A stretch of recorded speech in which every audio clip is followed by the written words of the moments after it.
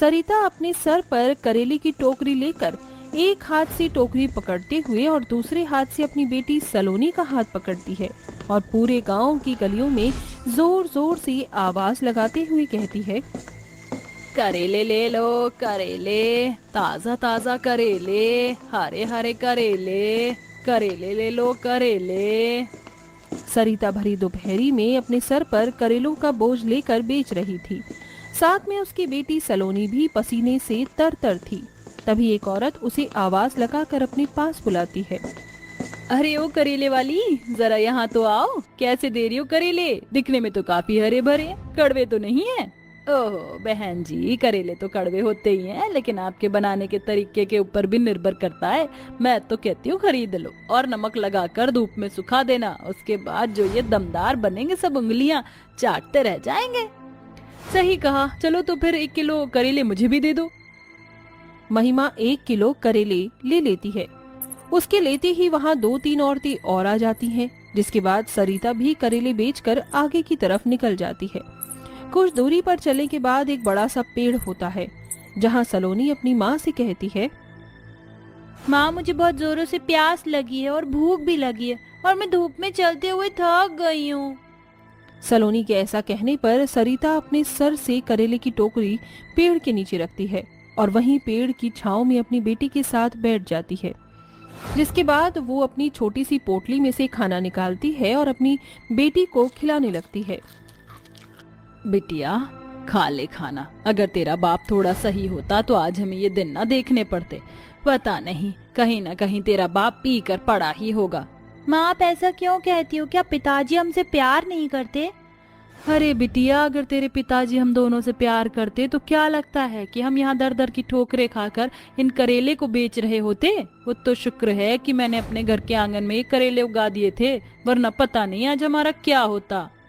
अपनी बेटी सलोनी को खाना खिलाने के बाद थोड़ा सा खाना सरिता भी खा लेती है, जिसके बाद वो थोड़ी देर वहाँ आराम करते हैं और शाम की छांव आते ही वो फिर से करेले बेचने सब्जी मंडी पहुँच जाते हैं, जहाँ कुछ और पैसे सरिता कमा लेती है।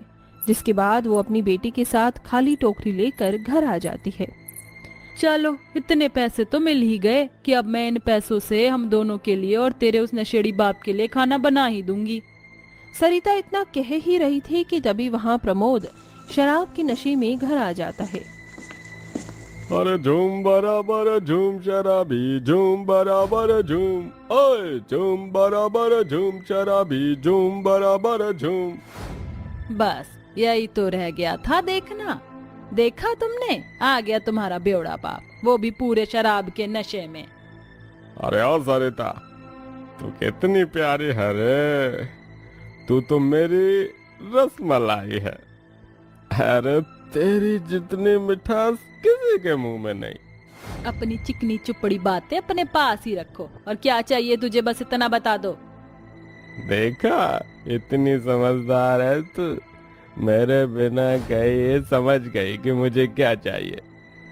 अरे और क्या चाहिए होगा ये? देख, मेरी बाटली खत्म हो गई है। मुझे अपनी बाटली भी खरीदने के लिए पैसे चाहिए। थोड़ी भी लाज शर्म है या नहीं? तुम्हारी बेटी का स्कूल से नाम काट दिया गया, हमारे घर में खाने का एक दाना तक नहीं, और तुम्हें तो अपनी शराब से ही फुर्सत नहीं मिलती। जो मैं पैसा कमाती हूँ मुझसे वो भी मांग लेते हो। सरिता मेरी प्यारी बीवी, तू नाराज क्यों होती है? मैं कल ही मालिक से पैसे लेकर आऊंगा। तुझे जितना राशन डलवाना है डलवा लियो। देखो, आज मेरे पास कोई पैसे नहीं है, थोड़े से पैसे हैं, उनसे मुझे राशन लेकर आना है। प्रमोद सरिता से कई बार पैसे मांगता है, लेकिन सरिता उसे पैसे नहीं देती, जिसके चलते प्रमोद को गुस्सा आता है और वो सरिता से जबरदस्ती पैसे छीन लेता है, जिसके चलते वो उसके मुंह पर एक जोरदार तमाचा भी मार देता है। अरे जब सीधी उंगली से घी नहीं निकले तो टेढ़ी उंगली करनी भी जानता हूँ। ये बेवड़ा पति है तेरा, बेवड़ा पति। ये कहकर प्रमोद वहाँ से चला जाता है। ये सब देखकर सलोनी को बहुत दुख होता है। माँ, पिताजी बिल्कुल भी अच्छे इंसान नहीं है, चलो यहाँ से कहीं दूर चलते हैं। कहाँ जाएगी बिटिया, भागने वालों के लिए जमीन भी कम पड़ जाती है। मुझे कहीं नहीं जाना, मैं यहीं रहकर तेरा और अपना पेट पालूंगी। ऐसा कहने के बाद सरिता रसोई में जाती है। जो भी बचा कुचा होता है वो उसी को बनाकर अपनी बेटी को खिला देती है और उसे सुला देती है। जिसके बाद वो रात भर अपने आंगन में करेले की खेती करते करते वहीं सो जाती है। आधी रात के समय उस करेले की खेती के अंदर से सरिता की स्वर्गीय माँ निकलकर बाहर आती है और अपनी बेटी की दुर्दशा देखकर रोने लगती है। कितना समझाया था मैंने अपनी बेटी को कि इस आदमी के साथ तेरा कोई गुजारा नहीं, लेकिन इसने मेरी एक नहीं सुनी। लेकिन अब मैं इसे और दुख में नहीं देख सकती, मुझे इसके लिए कुछ ना कुछ करना ही चाहिए। सरिता की स्वर्गीय माँ अपनी जादुई शक्तियों से करेले की खेती को जादुई खेती बना देती है और वहाँ से गायब हो जाती है। अगले दिन जैसे ही सवेरा होता है, सरिता की आंख खुलती है। ओहो, लगता है कि मेरी आंख रात को यही काम करते करते लग गई। तभी सरिता की नजर करेले की खेती पर पड़ती है। अरे ये क्या, कल तो इस खेत में एक भी करेला नहीं था, अब अचानक से इतने सारे करेले कहाँ से आए? चलो जो भी है, लगता है ये सब मेरी मेहनत का ही नतीजा है। अब इन करेलों को टोकरी में भरकर ले लेती हूँ ताकि इन्हें बेच सकूं। सरिता उनमें से 2-3 करेले तोड़कर टोकरी में डालती है। तभी उसी जगह पर नए करेले उगाते हैं, जिसे देखकर सरिता अचंभित रह जाती है।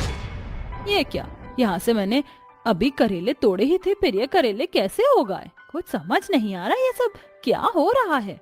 सरिता दोबारा दूसरी जगह से करेले तोड़ती है। फिर से उस जगह पर अपने आप करेले उग जाते हैं। अरे वाह, ये तो सच में जादुई करेले की खेती है।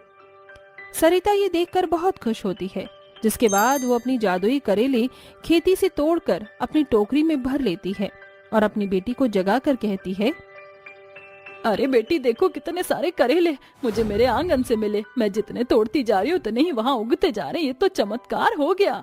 सरिता की बात सुनते ही सलोनी नींद से जाग जाती है, जिसके बाद दोनों माँ बेटी उन करेलों को बाजार में ले जाकर बहुत ही सस्ते दामों पर बेचती हैं, जिसके चलते उनके सारे करेले बिक जाते हैं और उनके पास खूब सारा पैसा आ जाता है।